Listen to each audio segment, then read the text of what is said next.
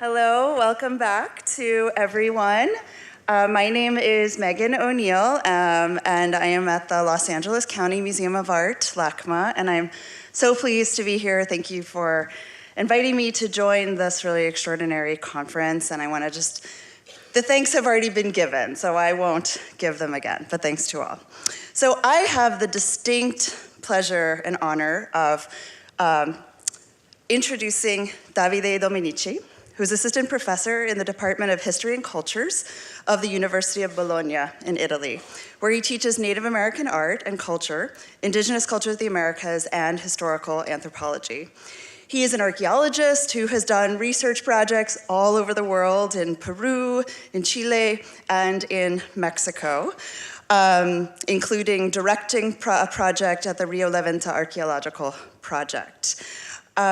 And also at Cahokia in the US.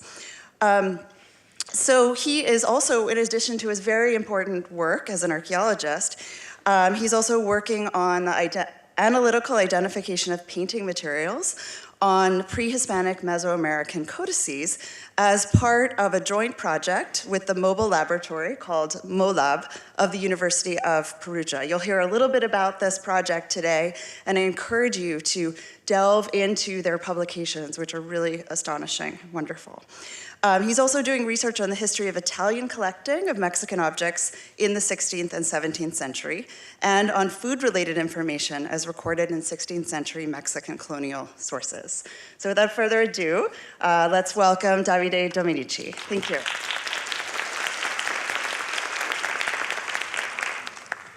Good morning, everybody. Thank you, Megan, for this wonderful presentation.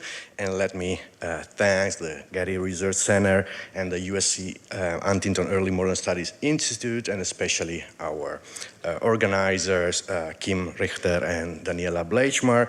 And let me also thank Amy Braden and Chelsea for solving all the problems of the past 2 days and also finding time to help a poor Italian lost in between the fire. So I have to thank them, really. So the topic I'm going to speak about today is color production and codex painting in pre-colonial and early colonial Mesoamerica. That is, the technological and material dimension of an activity related with the creation of documents that can be described as the main embodiments of indigenous knowledge and social memory. The cultural relevance of their material constituents from an emic perspective is perfectly shown by the well-known metaphor used to describe the Tlamatini, or savior, in the Nahuatl text recorded in Codex Florentinus.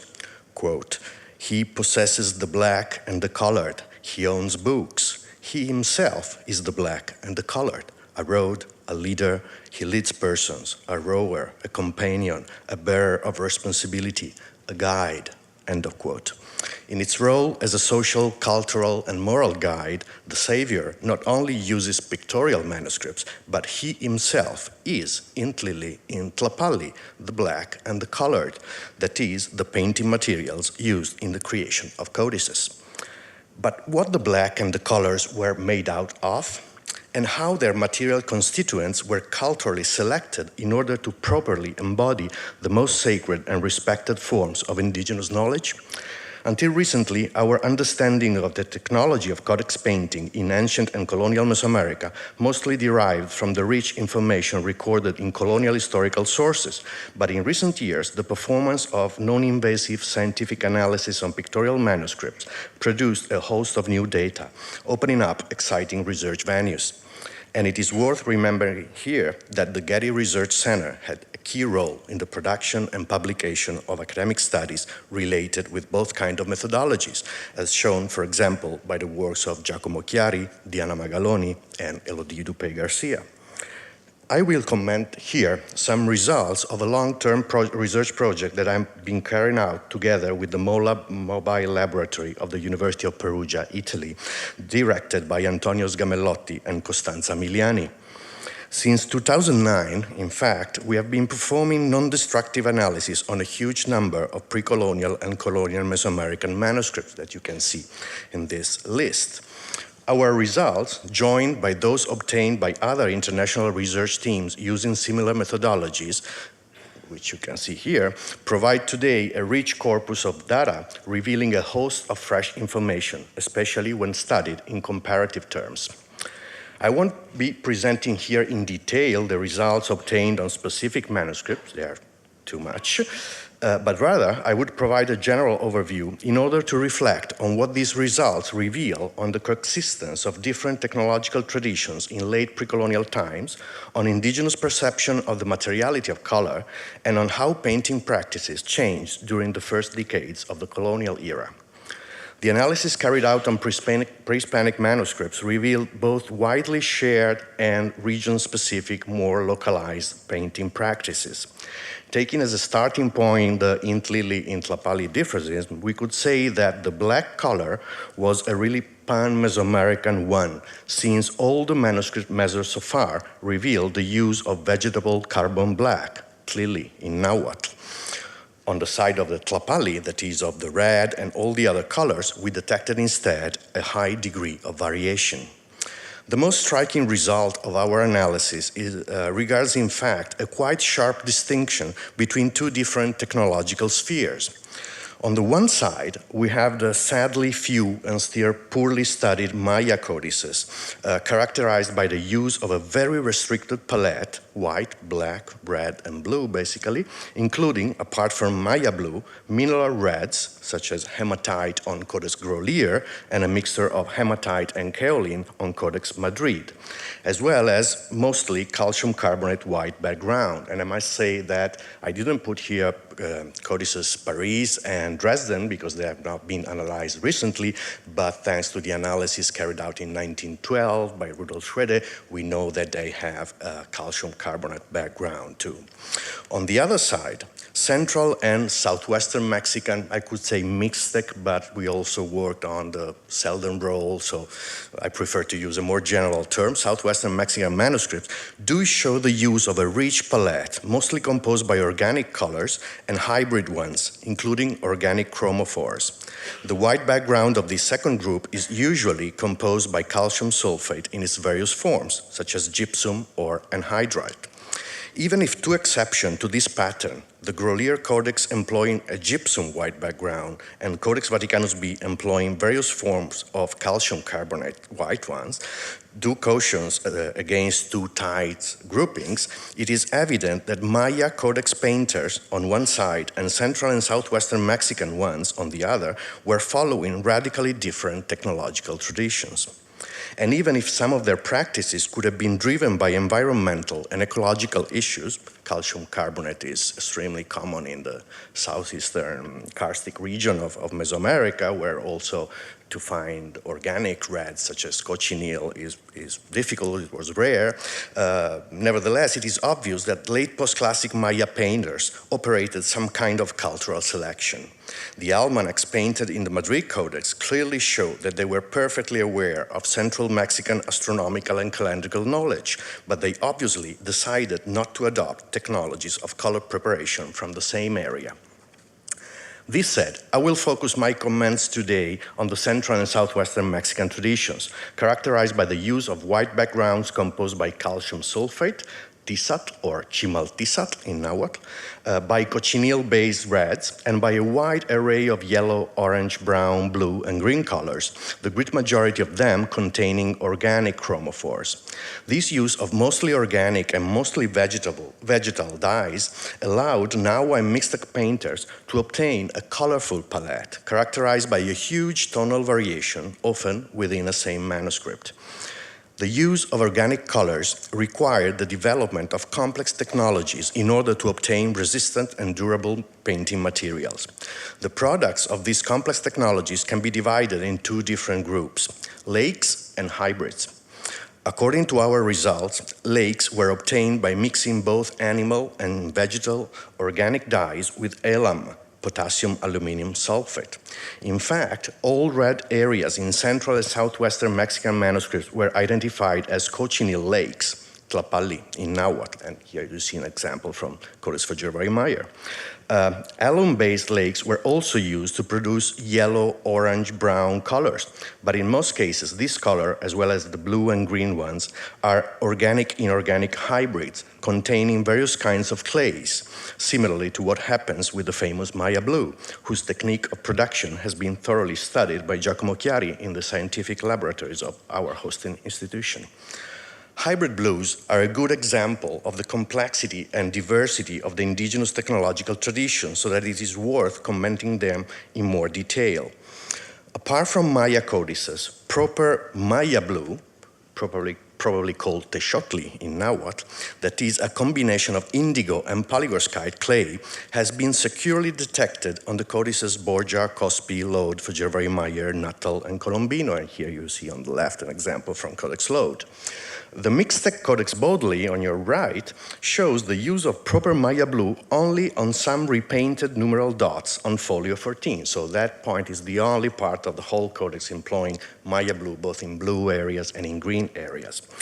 On the other hand, Codex Vaticanus B uses various similar but not identical blue hybrids, whose inorganic components are sepiolite or kaolinite clays. Here you have two examples, one on the left with sepiolite, on the right with kaolinite. Sepiolite-based hybrids were also used on the Mixtec, Bodley, and Selden codices, in these cases with a non-indigo chromophore, that is Commelina celestis, matlalin in Nahuatl, and here you have the examples. The differential distribution of blue hybrids shows that proper Maya blue, made with a clay only found in the Yucatan Peninsula of the Maya area, was mostly available only in the Nahua area of central Mexico, as indicated by its rare usage in the southwestern area of Mesoamerica, where palygorskite was seemingly hard to obtain.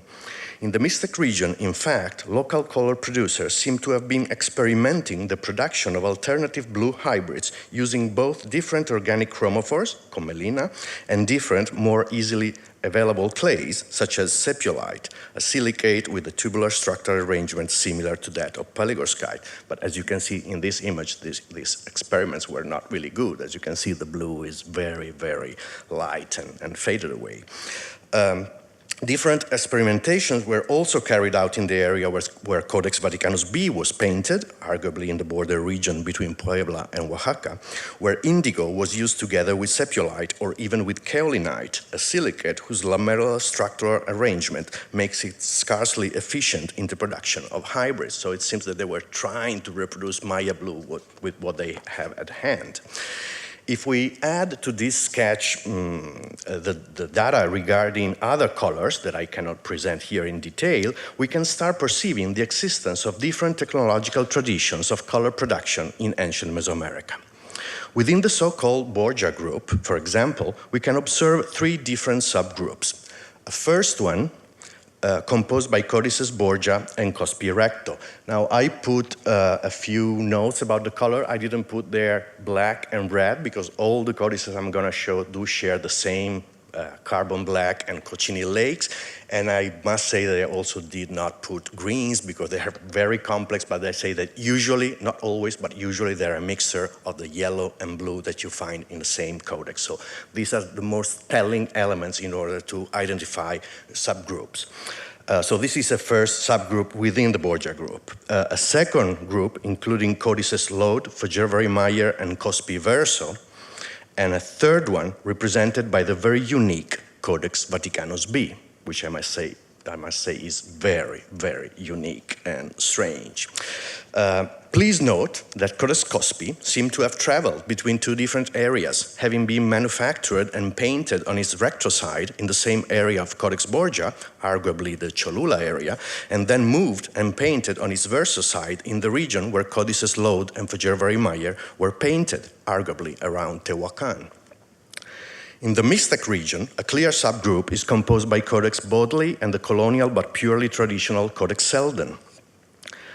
Codex Nuttall seems to represent a different subgroup, sharing on both its sides many aspects with the Lode, Fagerberg-Meyer, and Cospi Verso subgroup of the Borgia group. Finally, Codex Colombino seems to represent a third Mixtec subgroup proceeding from the coastal region of the Mixteca. and we are waiting to have to be able to perform analysis on Codex Vindobonensis to see where it could fit in this image. Even if based on a sadly reduced number of extant pre-colonial manuscripts, this preliminary identification of different technological traditions whose spatial and chronological variability needs to be further studied in the future, it is, in my opinion, one of the most interesting and promising outcomes of the cultural historical interpretation of scientific analytical data. Before proceeding with the discussion of another outcome of such an interdisciplinary research, let me briefly mention another specific and unique coloring material, that is orpiment, or arsenic trisulfide.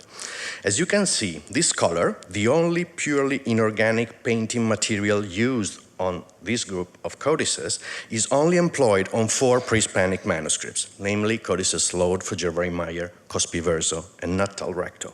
This suggests that orpiment had a quite limited use in pre-colonial times, being restricted to the Tehuacan area, with Codex Natal probably showing mixed context with it, and its usage on the late sides of Codices Cospi and Natal also suggests that the use of orpiment could have been a quite late introduction in the pre-Hispanic painter's palette. But why Central and Southwestern Codex painters clearly privileged the use of colors composed by organic chromophores? And why this preference led them to completely avoid the use of those inorganic colors that their colleagues working on other media were commonly using, such as hematite, goethite, and many other kind of ochres? Even when some of them introduced orpiment in their palette, so obtaining another bright and brilliant yellow, they were still using a painting material rarely, if ever, used on other media in late post-classic times. This behavior is in stark contrast with that of late post-classic Maya Codex painters, which were using the very same palette employed in coeval mural paintings, as you can see in this comparison between Madrid Codex and mural paintings of Rancho Ina. The preference for organic colors deriving from plants was already noted by the Franciscan friar Toribio de Benavente Motolinia, who wrote that, quote, Indian painters produce many colors with flowers, and when they want to change color, they used to clean the brush in their mouths. And here you can see, oh, sorry, it's lacking writing there, but these are just few examples of the flowers that we were able to identify by comparing scientific results and historical sources. Following the lead of previous proposals by Carolusa González Tirado and Elodie Dupey Garcia, I would say that this selection of painting materials to be used on manuscripts depended on a specific notion of color materiality, and especially on the relationship established between some material properties of organic colors and the context and modes of performance of pictorial manuscripts. Anyone who had the opportunity to see an original pre-Hispanic codex would have been impressed by the brightness and brilliance of its color, much stronger than the one of the more opaque mineral colors of mural paintings and monumental sculpture. And I would add, much more brilliant than the facsimile that we are used to look at. Many different textual and material sources could be recalled here in order to state the key role that brilliance had in Nahua and more generally in Mesoamerican aesthetics. Highly polished precious stones, feathers, gold, and flowers were valued in Mesoamerican arts precisely for their brilliancy, for their ability to emit an energy synesthetically perceived as a blossoming or bursting, like celia in Nahuatl, of a life-generative force as a manifestation of the life within material objects.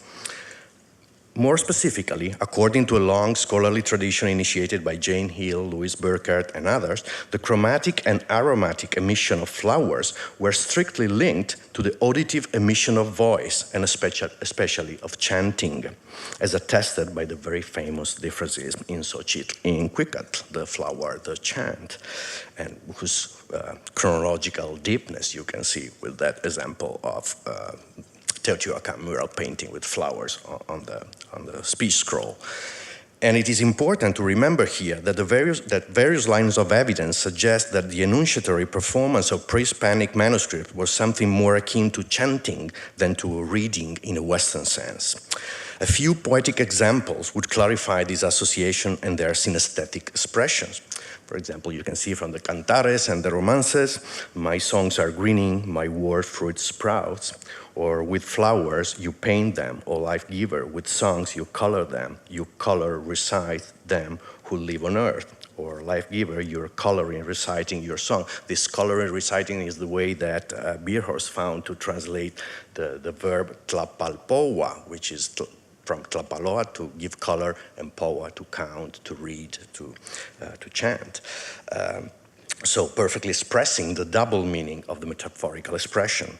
Or all his songs are like paintings, like delicious flowers, fragrant ones. So they are pairing painting and flowers very clearly. Other similar examples even explicitly mention pictorial manuscripts. It's raining feather flower songs in your home. They are painted as picture painting in your house of crimson. As red feather flowers, they're emitting fragrance. Or in the house of pictures, God starts singing, scattering flowers, songs. And as flowers, as pictures, as parrots, I spread out his words. And the example, as you know, obviously could be many, many more. And in light of these deeply rooted cultural notions, I would say that the brilliance of the manuscript's colors, mostly due to their flowery material components, was perceived as a manifestation of the flowery speech that was meant to blossom from their pages. The scientific analysis carried out on various colonial manuscripts allow us to observe the technological changes that occurred in early colonial times. The earliest colonial codices so far measured, such as the Mapa de Huexotzinco, the Indigenous book of Codex Tudela, and Codex Borbonicus that you see here in the slide, probably painted in the decade of the 30s or very early 40s, usually show a highly traditional format and palette, the only clear European introduction being the gold inks used to trace alphabetic glosses. A more innovative phase seems to be represented by Codex Mendoza, painted during the 40s. As you may know, there's a debate going on the traditional dating to 1541 too. But anyway, it's painted in the 40s. The images of the manuscript were mostly painted with traditional colors, carbon black, cochineal lake, Maya blue, unidentified yellow dyes, and orpiment, but ochres were also used, as well as lead gray. Significantly, the most clear change regards the alphabetic glosses, where the scribe used gold ink for the black letters and cinnabar for the red ones that you can see here on the left. The still traditional character of Codex Mendoza's painting practices is also witnessed by specific details, such as, for example, the representation of black painted human bodies by means of an analogous painting sequence, that is, superimposing a carbon black layer of an underlying pictorial level where the human skin was painted with a pinkish cochineal lake. The traditional character of this practice is witnessed by the fact that it has also been observed by Claudia Brittenham and Diana Magaloni in the Epiclassic Cacaxtla mural paintings, and it is also attested in the wonderful late classic murals from the Chiknab of Calakmul, and I have to thank Claudia Brittenham for pointing to me the possibility, and Rodrigo Giorgi for confirming that we have the same sequence. An increasing pace of colonial innovation seems to characterize manuscripts painted during the second half of the 16th century, such as Codex de la Cruz Badiano, where traditional colors are paired with mineral pigments, both local, ochre, and of European origin, minium, lead, and gold inks. Similarly, the palette of the stylistically European section of Codex Tudela shows the addition of mineral pigments such as ochres and probably orpiment. From the 1560-62 onwards, stronger stylistic innovations are paralleled by technological changes such as those detected on the Codex Florentinus. Its various painters, employing different palettes over a long time span, used a host of traditional colors, including orpiment, but also minium, cinnabar, hematite, ochres, and manganese, as we know thanks to the work done by Diana together with an Italian group of chemists. Similar materials were also detected on the Binica map painted in the 1560s using traditional colors but also goethite and cinnabar. The use of both traditional colors and innovative mineral pigments has also been detected on Codex Ajoyu I and in various maps of the Relaciones Geográficas, such as those from Mestitlán, Tehuantepec, and Atlatlauca. The data so far synthesized clearly show that during the 16th century, the traditional palette of pre-colonial origins, mostly based on organic colors, was progressively widened to include an array of mineral pigments, most of them already known in Mesoamerica, but not used in pre-colonial codex painting, such as limonite, ochre, cinnabar, goethite, azurite, etc., while others were of clear European introduction, lead, minium, and gold inks. Let me stress here that if our current understanding of the introduction of ore pigment in late pre-colonial times is correct, colonial innovations regarding the use of inorganic colors could be understood more as an intensification of a process already underway from pre-Hispanic times, rather than as European-induced punctual break. Anyway, if the pre-colonial preference for mostly organic, brilliant colors was linked to emic notions regarding the brilliant and flowery matter of chant, the colonial material experimentation with a wider range of mineral pigments should probably be understood as part of the changing notions regarding the materiality of colonial books. Significantly enough, the changes of the palette do proceed together with changes in the manuscript's format, progressively transforming the traditional amoshtli into a book of a European kind. And obviously, these went together with a radical transformation of their context and modes of performance. Colonial manuscripts, and especially those produced in the convents of the capital of New Spain, were no more meant to be chanted in ritual occasions. Colonial innovations, which mostly included, and this is an important point for me, the introduction of new Mesoamerican rather than European materials, must not be perceived as mechanical consequences of a European technological influence or of the new global circulation of colors. Rather, they were part of a process of change mostly induced by the deeply changed social context of production and performance of manuscripts that progressively lost their sacred character. Cases such as those of codices Selden and Selden Roll, painted in peripheral regions of New Spain in fully traditional format, content, and coloring materials, but coeval with the highly innovative central Mexican ones, show the unevenness of the above-mentioned process of material changes, as well as the fact that technological changes cannot be understood out of their specific social milieu. Nevertheless, our stress on the colonial material innovations must not conceal another important aspect of colonial codex painting, that is the persistence, at least during most of the 16th century, of many indigenous traditions of color production, with cochineal, indigo, and many other organic dyes still used in the production of lakes and hybrids. As we know, manuscript painting continued to be a key aspect of knowledge production, with many traditional colors still embodying such an important indigenous contribution to the construction of colonial society. It was precisely in this period of turbulent changes that Europeans started paying attention to native painting and color production, recording important bodies of indigenous knowledge in their works. The relevance in this sense of works such as Chapter 11 or of Book 11 of Codex Florentinus, whose detailed description of indigenous scholars starts precisely with a section devoted to material used in codex painting, and thus functioning as a key source to interpret the data provided by our scientific analysis, has been masterfully studied by colleagues such as Diana Magaloni and Elodie Dupe-Garcia in so well-known works that they do not need to be synthesized again here. Rather, I would like to conclude my paper recalling another way in which indigenous codices contributed to the shaping of colonial society. As it is well known, most of extant pre-Hispanic codices were brought to Europe during the 16th century, with almost half of them being brought to Italy. And here you see the 5 codices that were brought to Italy. And if I stress this point, well, it's not for chauvinistic reasons, being Italian, but because we now know that most, if not all of them, were brought by Dominican missionaries as material reference of a missional discourse aimed at showing to the Pope and other members of the Church the intellectual skills of Indians that were worth to be converted.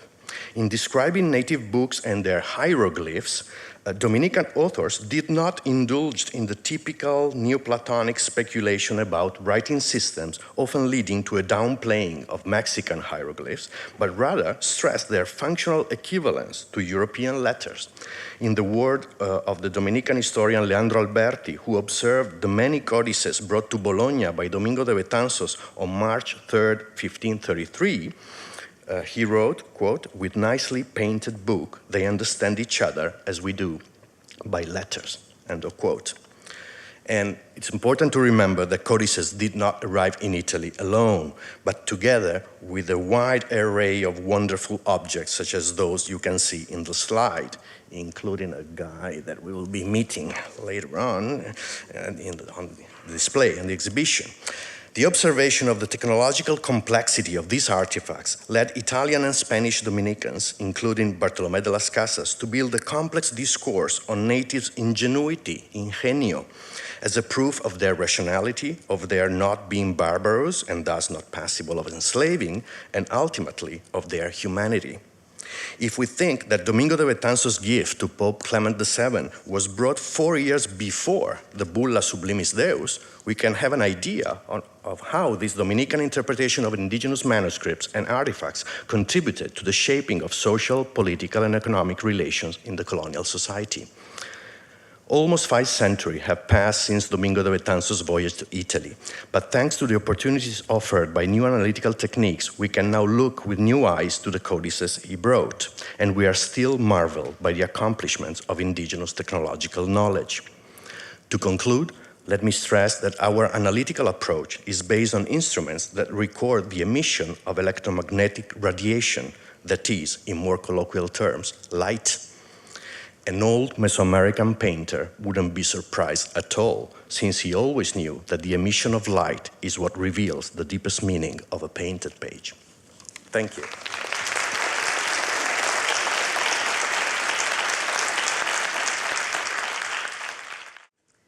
Thank you for that wonderful paper. Can't wait to talk about it a little bit more soon. Before then, I'm very honored to introduce Gabriela Siracusano, who received her PhD in art history at the Universidad de Buenos Aires. She is principal career scientific researcher of the National Research Council, also professor of theory and art historiography at the Universidad de Buenos Aires, and director of the Centro de Investigación en Arte, Materia y Cultura de la Universidad Nacional de 3 Febrero. That's a lot of places to work. They must keep you very busy. But she has also spent quite a bit of time here in Los Angeles at the Getty as a postdoctoral fellow and also as a Getty scholar more recently, and has also been a John Simon Guggenheim Fellow. A visiting professor and lecturer in many universities, so many people have gotten to enjoy and appreciate her teaching at Cambridge University, at Columbia, l'École des Hautes Études, and others. And of course, she is author of several articles and books that you may know, using a cultural interdisciplinary approach to materiality in South American colonial art history. And some of those books include Pigments and Power in the Andes and La Paleta del Espanto, among others. And she's the director of several research projects, including Materiality between Art, Science, and Culture in the Viceroyalties funded by the Getty Foundation. I could go on and on with her wonderful activities, but I will cede the microphone to Gabriela Siracusano so we can hear her paper today. Thank you.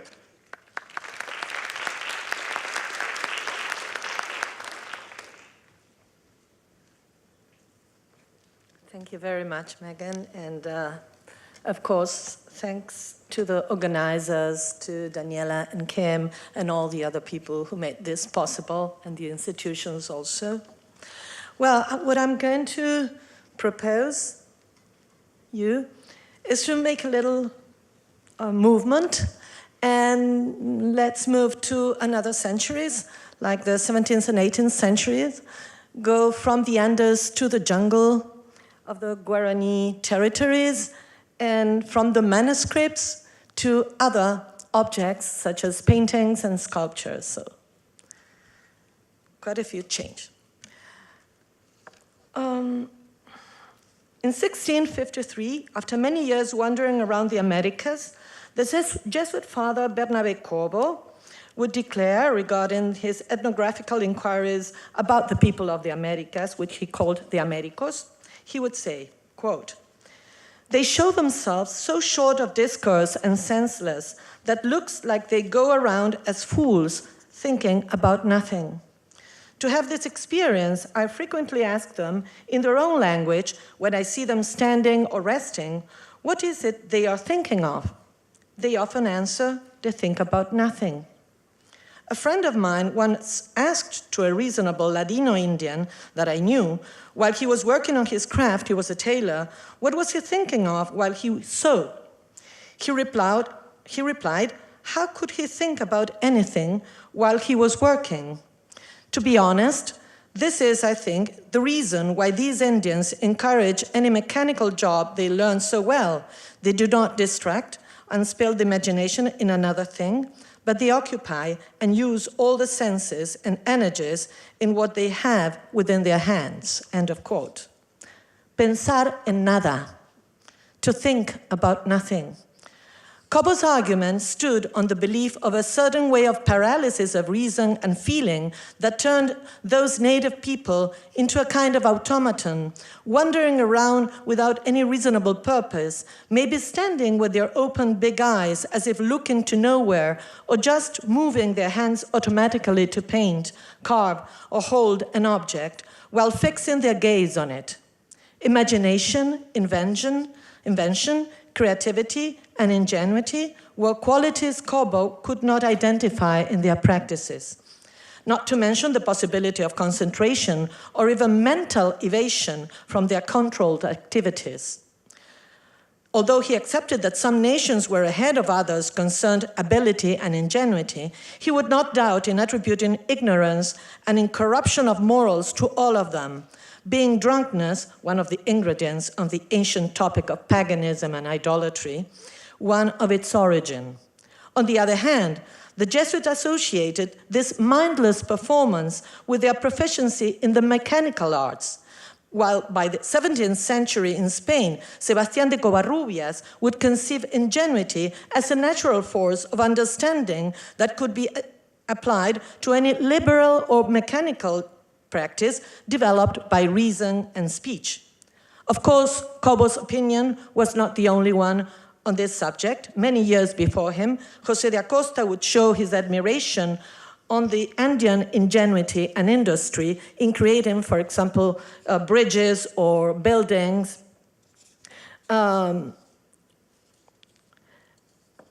Between these two conceptions, the assessment of the inventiveness and the suppression of any intellectual activity within the local communities stood another ability, a skill mentioned in many written sources, particularly those concerning the production of images. I'm talking about the capacity of copying. Now, this talent, granted to those who painted or carved any image, would be the counterpart of the lack of originality, together with the presence of certain negative qualities that would be understood as inherent to the native people, such as being rough and clumsy in their understandings, qualities that for the common native people would also be linked to laziness and drunkenness, as I said before.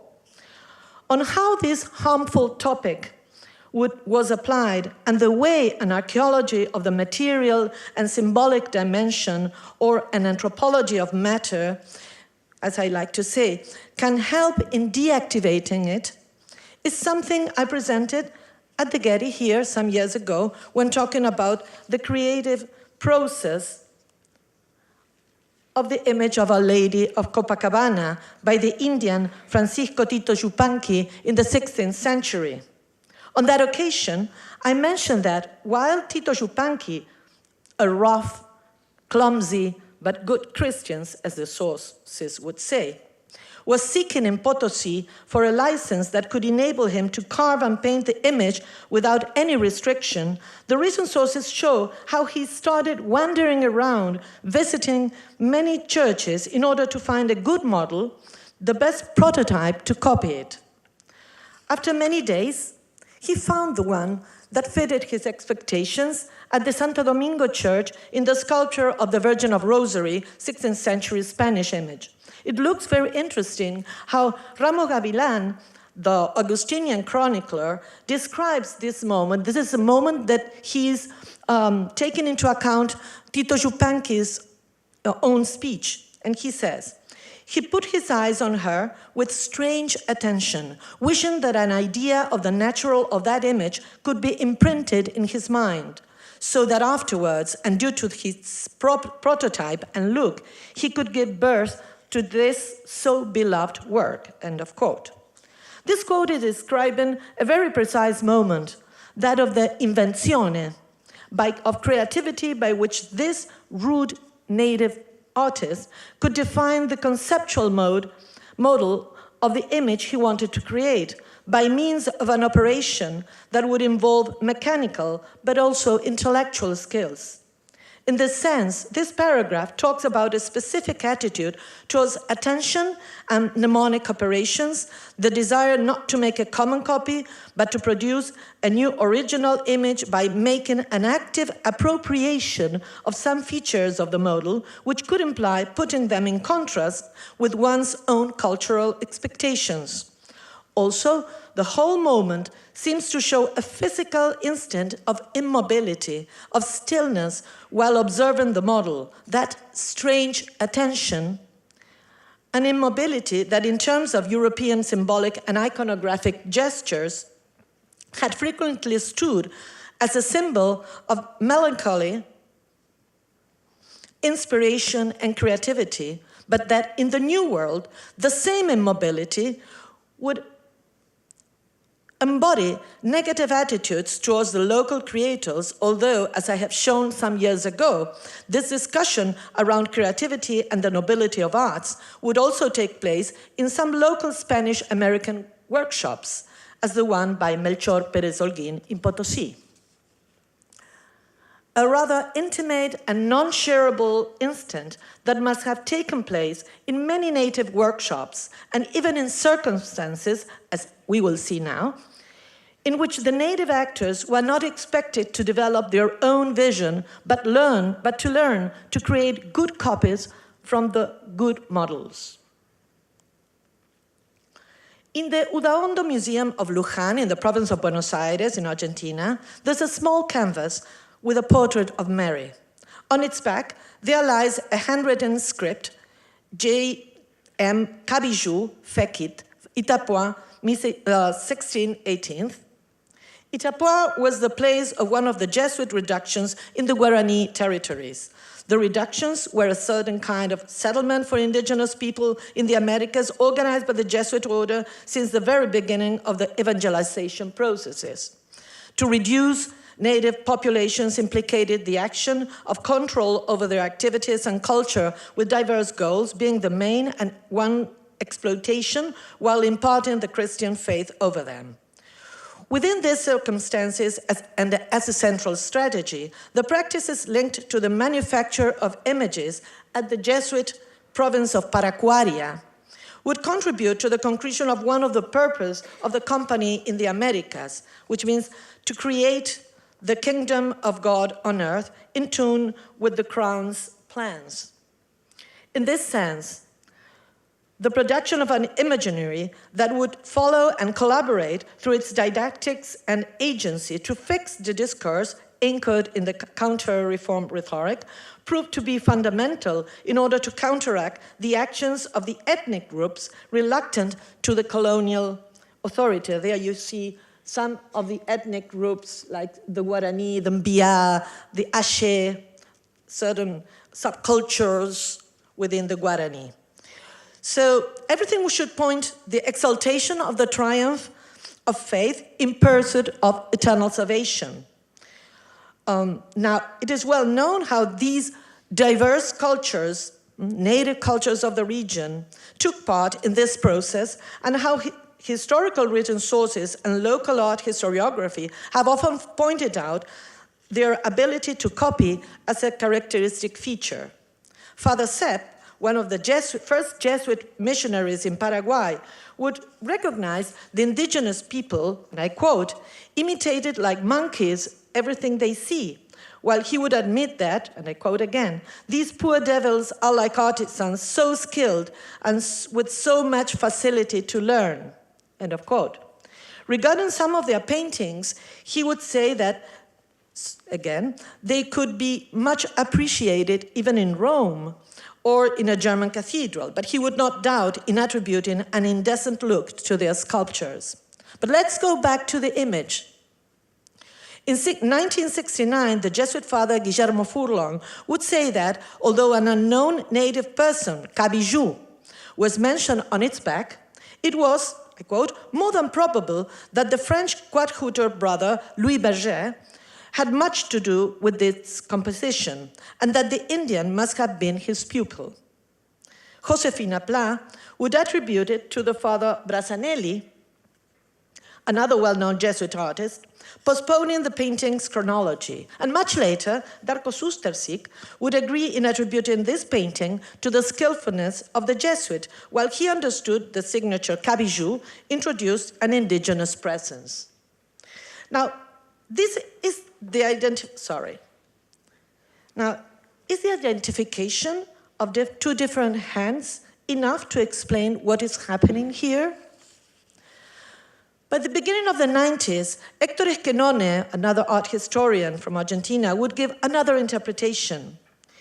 He found that the signature on the wood was almost a copy of an original manuscript inscription at the canvas's reverse. The difference stood on the name, Abishu, instead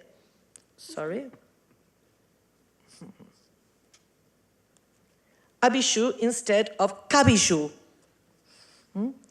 Esquenone would pay attention to the dating, attribution, and iconography of the piece. First, the calligraphy seemed to be later than 1618, and at the same time, the image of the Heart of Mary, located in the upper part of the painting, would refer to a devotion created by San Juan de Eudes 50 years later, he would say.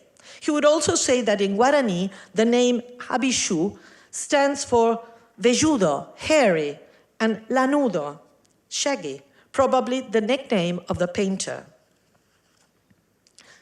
During the restoration works, another element in the 1990s, another element was added to these questions. A photograph taken with transmitted light and infrared film revealed the presence of an underlying preparatory drawing, while Sustersik would attribute it to Berger, making a difference between the drawing of evident, he would say, European hand, and the schematic and frontal painting done by a skilled indigenous painter. Esquenone would talk about an action performed by an indigenous painter, and he says, skilled in handling brushes and also a very good drawer. Now, when we observe the painting and its underlying drawing, many of these comments seem reasonable. The sketch shows a fine and subtle line that defines a delicate portrait, while the painting transits through a different poetic, which could remind us of Mary's Byzantine-style portrait taken from the Santa Maria dei Popoli portrait, and also the Valencia model, as Esquenone would suggest, but also, as we will see, embodied many local gestures. What seems clear is that we are in front of an action that cannot be explained only by concepts just as inventive copy, translation, or the application of certain stylish categories. If the image was performed by a Guarani or even by the Jesuit Berger, what we have here is a dynamic practice moved by mental, sensorial, material, and aesthetic gears every time an image emerges within the edges, the borders of different immeasurable cultural epistemologies, no matter how controlled it is. None of the two could have avoided this mechanism from the very first moment they got to know each other's cultural habits. An internal movement that demanded an intersection and exchange of knowledge and expertise, mental representations and mental traditions, ritual and religious practices belonging to different cultural horizons. A certain kind of invisible mobility that carried the possibility of choosing, negotiating, approving, or even rejecting and challenging the other's choice to the extent of their possibilities, and of course, always taking into account the inequality of the relationship. So let's see what these conditions in the Guarani missions were. So let me begin with the material ones. The Paraguay Jesuit missions inventories after their expulsion show many objects of different genre: adze, hammers, brushes for moldings, limes, pincers, gouges, compasses, made up the basic tools, all coming from the European traditions. As for the raw materials, the stores reveal the presence of cedar wood, glass, canvas, bars and of lead and silver, gold and silver sheets and powders, oils and gums, resins such as incense and turpentine, wax, paper, gypsum, all with boxes of colors of Castile, as they say, indigo, red carmine, vermilion, azarcon, minion, which is the minion, blue powders, verdigris, Prussian blue, shades from Italy, yellow colors, as they call them, orpiment, almagre, hematite, and Armenian bowl, among many, many others. There is a palette as varied as that which could be found in any Spanish or Italian workshop, or in other words, the presence of a material tradition rooted in the names of Plinium, Heraclium, Theophilus, and many others. As for the artistic literature, the Jesuit inventories tell us about the use of the art of painting of Francisco Pacheco, the Pictorial Museum of Palomino, even the secrets of Alejo Piamontes or Bernardo Monton's Book of Secrets. Well, the Getty Rare Books hold them here.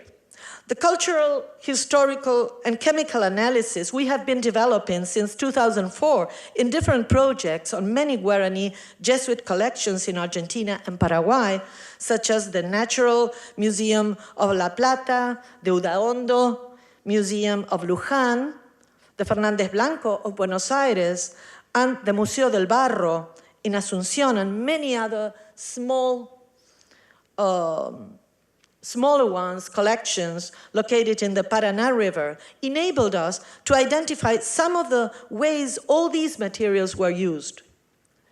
St. Gregorius Magnus and St. Leon Pope, two 18th century sculptures carved on cedar that belonged to the Trinidad mission, reveal the presence of a copper resinate and malachite for the greens of their pluvial coats, shadows for the hair, and ochre over a mixture of gold and silver powders in their stoles, light lead white, minion, vermilion, hematite, all over a calcium sulfide preparation layer, though in some cases we found calcite also.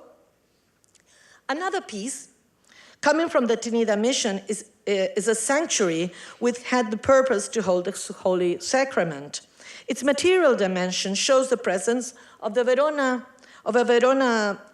green earth, castle earth, Prussian blue, indigo, the former ones obviously imported by the Jesuits, as Father José Sánchez Labrador in his Paraguay Natural mentioned it in 1771. Now, within the Guarani cultural horizon, these materials would be appropriated by combining and matching them with your own ones.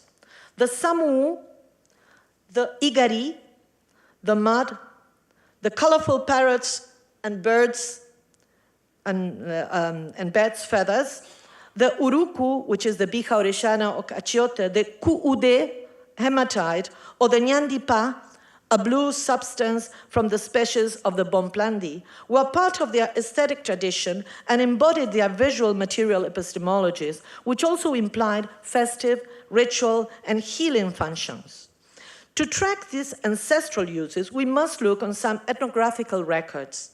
The uruku, or iruku for the Chiripá and the Pai cultures, still follows the colorful facial practices very much related to festive and feminine mythic meanings. As for the ku'ude, or hematite, the Yesudi communities in Paraguay still use it for their body paintings, while the young single males in the Hobeday feast.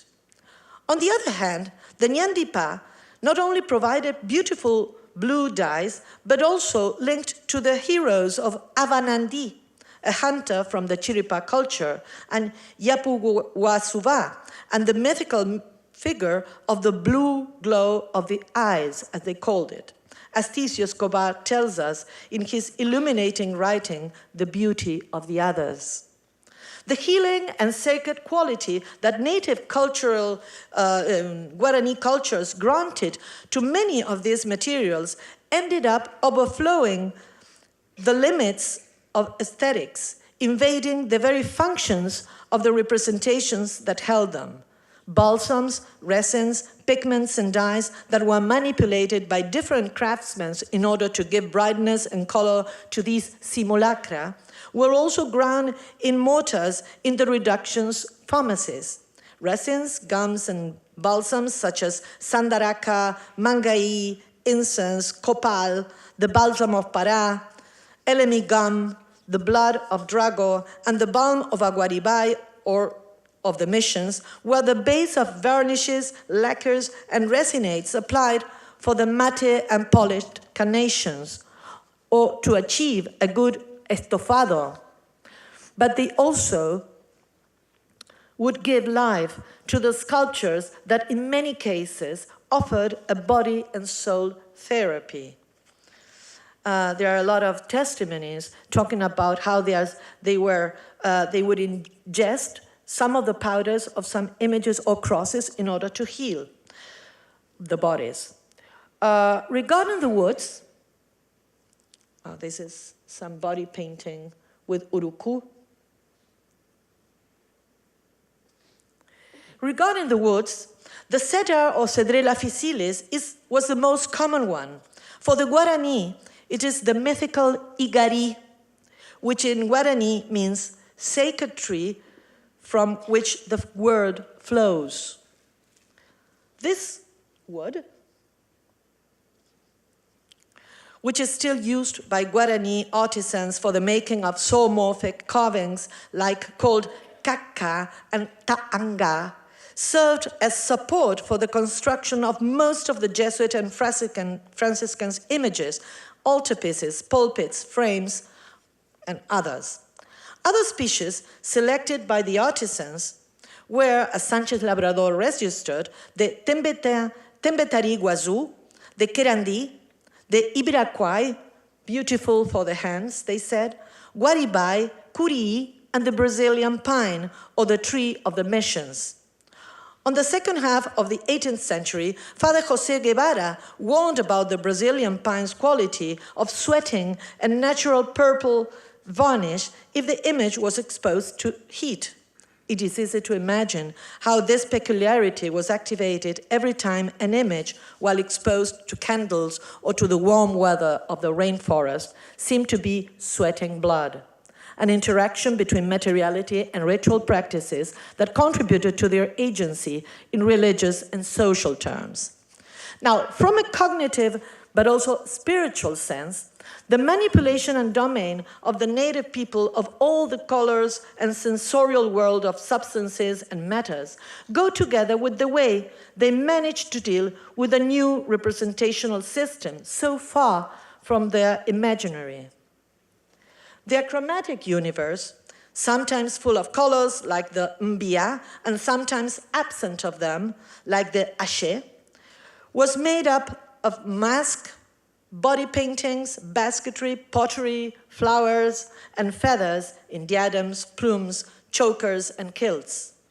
All forms that helped to define ways of sociability among the community and to strengthen the social unit, as Ticio Escobar would declare. These features and qualities integrated an aesthetic based in a synthetic, frontal, and solid sense of forms, volumes, and bodies, a conceptual synthesis that also included stillness. And here you can see some of them from the Jesuits and the Franciscan missions. So, from the moment they became part of a new social and cultural order imposed by the Jesuits, and even after their expulsion, at the time when some were relocated in the Franciscan missions or just left the system to start a new life as Santo Apoava, saint makers, a whole internal movement towards a creative process must have taken place in their impulse to copy or appropriate the new iconographies and their ways of being part of a very numinous space, but also to maintain and not to betray their own ones, an impulse that still remains, as we can see here. Or here. Many of these images held in the collections I mentioned at the beginning of my talk have been attributed to the hands of the Jesuit fathers such as Berger, Louis de la Croix, or Brasanelli. Others have often been related to a non-skilled hand, therefore to unknown indigenous artisans. Beauty, grace, fluency in the movement, proportion, rhythm, decency, expressiveness, and dramatism are the qualities mostly used to define the former ones. Roughness, hardness, economy of lines, rigidness, volumetric, unexpressive, and schematic stand as a mark for the last ones. In between, Jesuit and indigenous hands built this visual tale, surely negotiating traditions and expressive formula. The Abishu portrait is an example of that. The gaze and the solid bodies of many other Jesuit Guarani images share with it that quiet expression which must have hidden internal feelings and ideas of their creators towards divinity or the sacred, and how to represent them. A whole inside movement differing from what Kobo believed, as if thinking about nothing, as if no feelings and thoughts could emerge from those bodies. The manual, just to finish, the manual labor's organization necessary for the making of the image, carvers, gilders, painters, eye, hands, feet, and face makers, must have found its correlate in the communitarian and cooperate form of work that Bartomeu Meliá, one of the most important linguists and anthropologists in Paraguay, identified for the Guarani with the word potiró. Its translation is manos a la obra, which means let's do it. This word, tells Meliá, derives, according to Montoya, Ruiz de Montoya, from po, which means all the hands. Hands, then, within a creative process, very much far from passivity and stillness, manipulated near and distant forms and materials in a way we still need to understand. Thank you.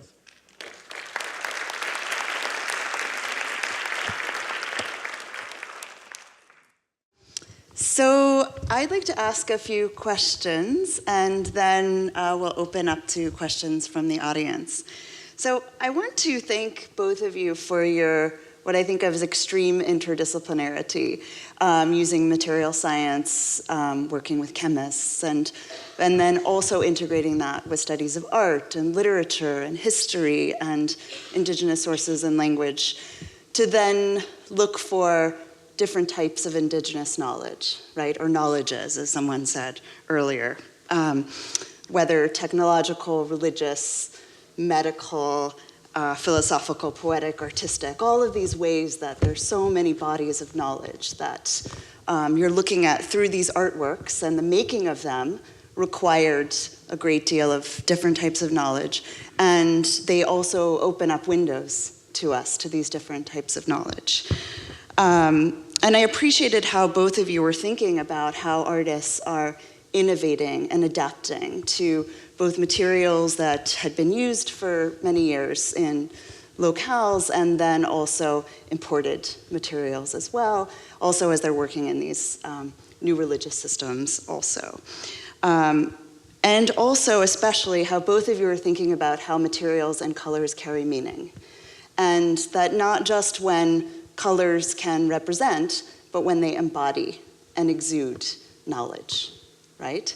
So that it's not just it is an index of, but also this exuding of knowledge. And in this, I really appreciated how both of you are tapping into this idea of what you called materiality and ritual practice, right? So Davide was talking a little bit about a lot about the flowery speech as part of ritual and thinking about how materials embody or exude this. And then, of course, your work with the colors and saps as well, so literally exuding from these. And so I wanted to ask you both to talk a little bit more about this in relation to agency, as you spoke, so the agency of the work itself and the animation within the immanence of the sacred force within these works to create these multisensorial and transcendent experiences, both coming from the work and then also around the works as well, in the environments in which they were made and then in which they were experienced, which you both talked about some, but if you could talk about that a little bit more, because it's so interesting. Either of you. Yeah? Well, you should have a microphone behind you.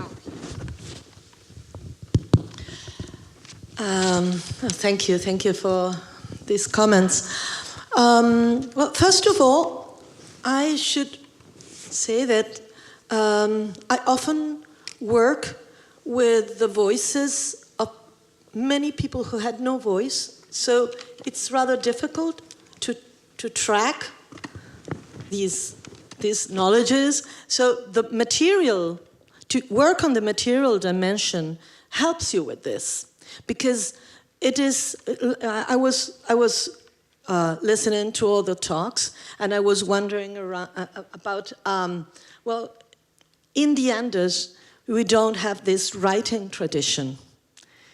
So how can we deal with that? Or even in the jungles, I mean, in the Guarani missions. So you don't have this kind of literary tradition, and you have to move through other registers, through other dimensions in order to understand where this knowledge was embodied. I mean, and working on these materials and tracking them and register them through chemical analysis is a very interesting thing. Although I must say that doing chemical analysis, and I'm sure Davide will agree with this, is part of this. The other part has to do with put together with the words, with the practices. In this case I showed, has to do with some even ethnographical practices that are still today, running, about the colors, about the materials, not only colors, the varnishes, the resins, the woods, and working with local communities that can help you understand many things. And just to end, I remember something that happened to me about 1 year ago. We were all working in the Andes, very, very high, in a small church and chapel in Belén, in Chile, in the north of Chile. And we were talking with the community about different things related to their patrimony. And I asked, I told them that it was very important to listen to them. And one person raised his hand and said, okay, for us, one of the most important things that, in order to understand what is happening here in this chapel, is a song related to the potato. And they all started singing it. One, and then the other, and then the other. And then we could understand many things that song was saying, and was very important for us to, make an interpretation of many of the things we often find in the lab.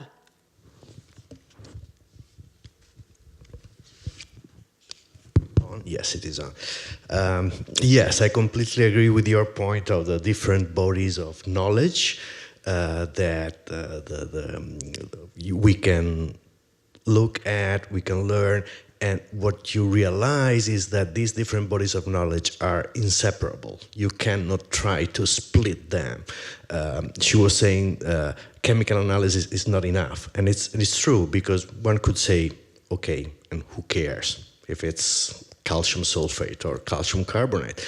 And so a proper reading of this result requires to go to other bodies of indigenous knowledge, texts, other materials, etc. And I didn't mention in my paper another important body of knowledge that you just mentioned, ethnographic records, because as you may have thought when I was speaking, codex painting was much more akin to textile dyeing than to any other artistic practice. And, well, we have a huge body of knowledge in this field that is being recorded, has been still practiced. So you have to keep all this stuff together, I think, in order to properly understand that meaning that is carried not only by color, but many aspects of this materiality. And I think that an interesting point in this sense is you mentioned innovation and adaptation. As you saw, changes in colonial time were not induced by European material, but are local processes, obviously dealing with the new social context, milieu, but the real innovations are the introduction of local materials. So there is obviously an active participation of indigenous painters. They are deciding what to use. They are not compelled by the friars to use minium, obviously. So they're relating the material aspect with the wider social context in which they are working and performing manuscript. And a last point I would like to make is, yes, the emic perspective. I think we can say that from an emics perspective, manuscripts and other objects were perceived as social actors, as living beings, non-human beings that were producing meaning, but literally they were emitting meaning. And I would like to say that, yes, I stress the flowery speech aspect, but it's not restricted to flowers. As we know from Mesoamerican jade, air flare, could breath, etc. So they were kind of emitting meaning, voice, sound, etc. And I like this idea of the agency of objects, not because I'm not really too much into postmodern perspective, but you saw in one of the last slides I showed with all the objects, I'm trying to follow the individual biographies of all these objects. All of them were in Italy. And so I'm trying to find them in inventories, collection, and since they are still existing today, this is a wonderful way to see how they produce meaning. Every time they went through different regimens of value, different historical contexts, they raised new questions, they produced new meaning, they produced new objects, copies, drawings, wood blocks, and so they are.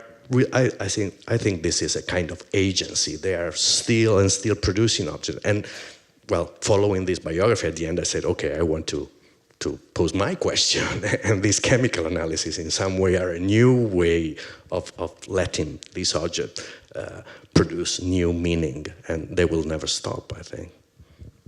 Yeah, thank you both for those wonderful answers, which you answered part of what was my second question, which would be about this. Kim and Diana in the first session were talking about the sort of indigenous artists who were the collaborators with Sahagun, writers, and giving them names, giving them voices, acknowledging them. And also I just wanted to see, how do we in our scholarship also acknowledge all of this indigenous bodies of knowledge up to the present that are also contributing to help us understand the 16th, 17th, and 18th century, because, or even in the pre-Hispanic period, how much we rely on ethnographies or 16th century. And as you work with them and try to, of course, situate them historically, but then also think about how to acknowledge those particular individuals and how the survivals or whether in language or practice, become those individuals and their knowledge become our collaborators as well. Yes, yes, I understand what you say and I agree with that. Nevertheless, it's a little bit tricky. For instance, in the Viceroyalty of Peru, I wonder why this question on who did it fix the real historical and social situation that the images were, immersed in. I mean, sometimes I think that art historiography is asking the question because it belongs to other categories of European traditions where the names have to do with schools in order also for museological, organizations. Now, why should we ask this question to some productions which were not I don't mean all of them, but mostly many of them were not done thinking about the signature of, it was a collective work in workshops that had this function of producing hundreds and thousands of images in order for evangelization purposes. So I wonder if this question of identifying a name will say more about these images. I think we should apply other categories in order to understand what is happening. I don't know if I'm clear. No, I think it's a really good point. Thank you for that. Yeah, and as you said, in part, we already answered your question before when we were talking about contemporary indigenous knowledge that can contribute to many of those flowers that I showed. They are still used, and so we can learn how they are mixed with elam, precisely the same material we are studying.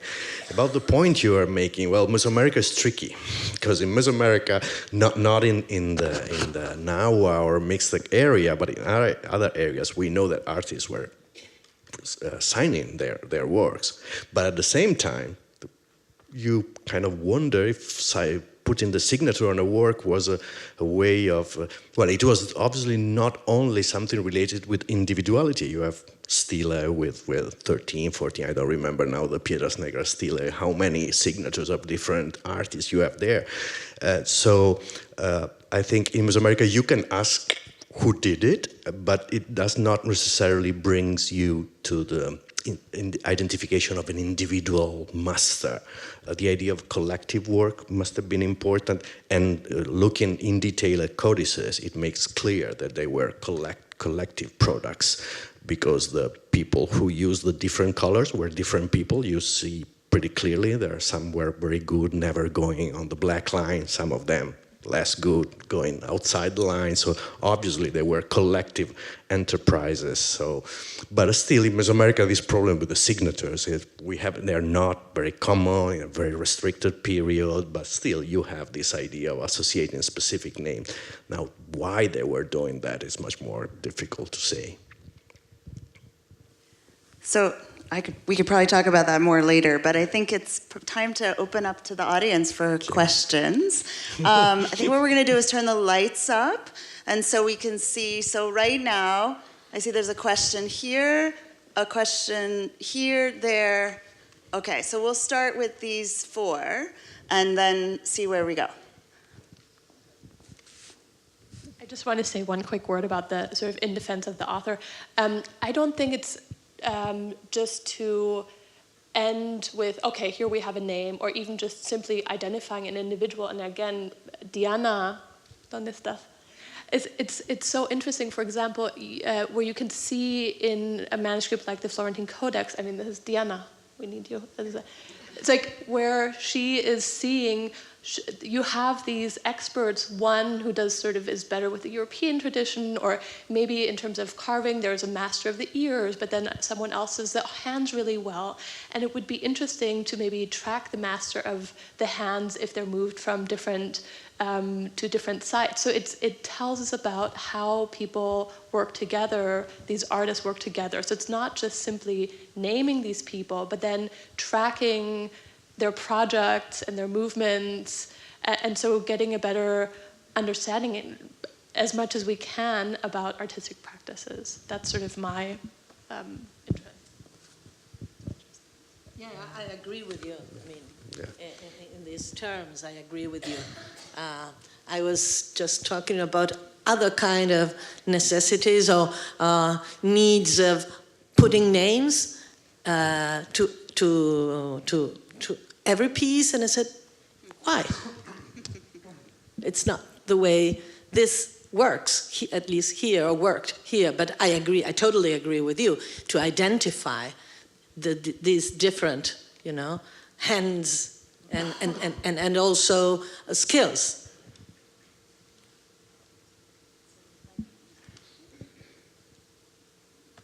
In the middle, sorry. I tried to lay out a path of the first people with their... And mine is a comment toward Davide, the question you asked, I think. I'm speaking as someone of Mexican descent who's also an immigrant. And I think the question of authorship is very important because in my journey, I don't see as many, I guess, with the Chicano movement and its identification with indigenousness, particularly the Nahua,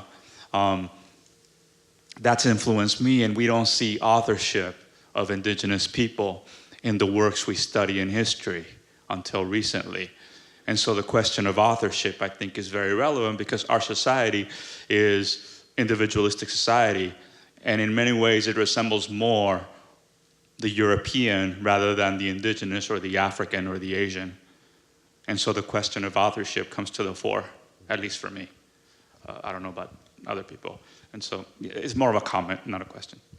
Okay, I understand, but obviously in cases where you cannot answer the question, I think that the point is trying to understand practices, ways of behaving, of working in a collective manner, rather than say, oh, that's anonymous, there's the primitive art, typical stuff of the anonymous author, etc., rather than adhering to this old paradigm. No? The point, I think, is what Kim said, trying to understand ways of working.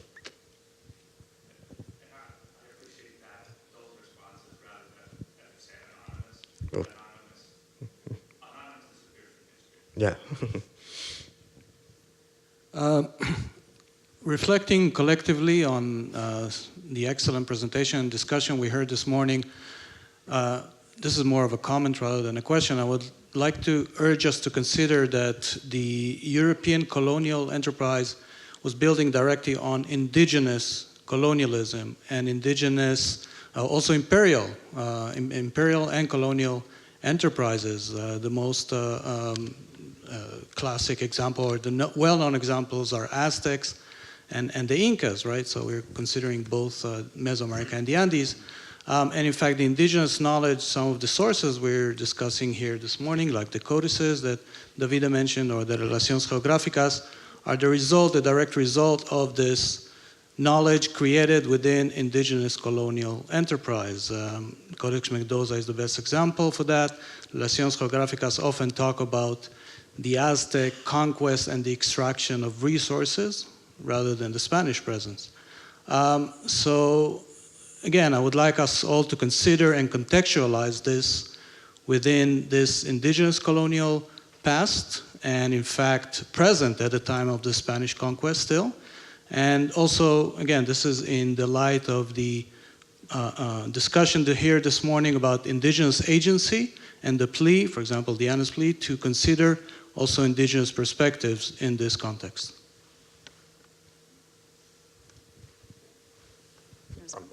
Thank you for that comment. There's Diana. Diana.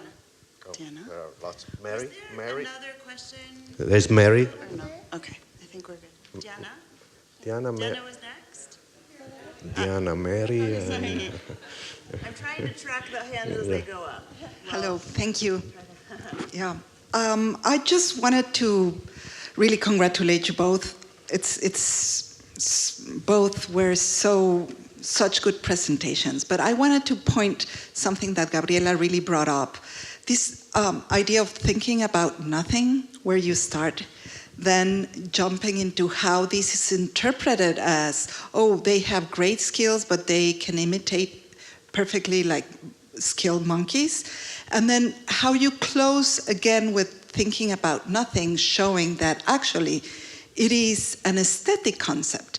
Aesthetic in the philosophical term of aesthetic, not just this is pretty or this is not pretty, but what do works of art express, like deeply express about a philosophical notion of what should art be for? And all of these sculptures are really, if we were studying Buddhism, we would say they are contemplating. You know, it is how much, so just for you to bring up that concept and show us that in the quality of these statues and in the quality of all the works you were showing, one after the other, and the fact that we cannot call this is an aesthetic value of the Guarani. They are really, not only through their materiality, but the way they conceive the work of art, they are expressing a key concept that they answer like that. I thought that was amazing. And the point of, what is the word to say all hands together? Potiro. The potiro. So those two things really showed that through your studies, you have really attained the knowledge of the indigenous perspective. Not only the knowledge, but really the indigenous perspective in this time of dialogue and exercise, which is always negotiating. And I thought it was amazing. And I just wanted to make sure that it didn't go obscure, because it was really important for me to hear it. Thank you, Diana. Maybe as an example, we can think about this aesthetic and gesture. I showed the Virgin of Copacabana at the very beginning, and there you have an excellent example of this, because there is always, not only for the native people, also for the Spanish people, a negotiation, a movement in what they had and what they had to, look when they get in contact. And so the Virgin of Copacabana is an example of, for on the one hand, the use, an appropriation of a Spanish technique for coloring, a sculpture, for making its polychrome, with a very Spanish, recipe, which you can track in any manual. But it is always also the use of a lot of materials, of color materials, that had other meanings for the native people in that region, in the Lake Titicaca, like the azurite, or the atacamite, or the orpiment, all of them that we have the registers that were part in ritual practices related to idolatry. So this is how we have to look at these images and think that they are really making I don't know how to say it in English, un corrimiento, like, yeah, a displacement of their own categories. And also, I would like also to say something about the other person who talked about this imperial situations for the native people, and I do agree a lot with that, because I always think about, well, when we talk about indigenous knowledge, okay, which indigenous people? The ones who had the power, the ones who had been for hundreds of years under the control of other native people, other indigenous, and which maybe shared some of their cultures, of the cultural, knowledge, but not all. So we have also to think about that in order when we are in front of these productions. I know there's a question here and then there. Yes, you're there. Sorry. I have a laser. There was Mary Miller waiting. Yeah. Somebody was waiting before? I don't think so. You were. Okay. That was the first identified. I didn't see her. Okay. She's next. We'll get to her. Well, okay. Just go. Both will have time. Now that's a gentle argument here, the microphone. I want to thank you very much, and I had a question. This is not my field. I'm more working in the ancient classical world, and I'm very curious about the resins in particular, especially if there was any process or movement in the resins. But my question, I have two. One is... We just have one question. One question. All right. About the potato song from that you heard in Belen. Could you talk about that, please? Oh, well, no, I cannot talk about the song in itself because I cannot remember. Yeah. But what we understood is something that, for instance, I had been thinking about when working on different images in different chapels in that region. And I understood, or at least thought, that music had to do with the ways they were choosing certain images and how to put them, in the whole chapel. We were working on mural paintings. So, and I was wondering about the possibility of making a relationship between the images in the chapel and the choral books that they sung in the mass.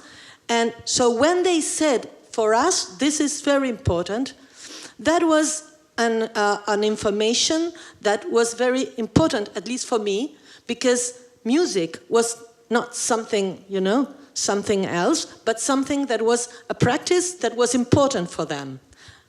So in that sense, I said it. Thank you so much for your presentations this morning. And that moment when you raise your hand and you have a question and it gets answered by the participants who are there.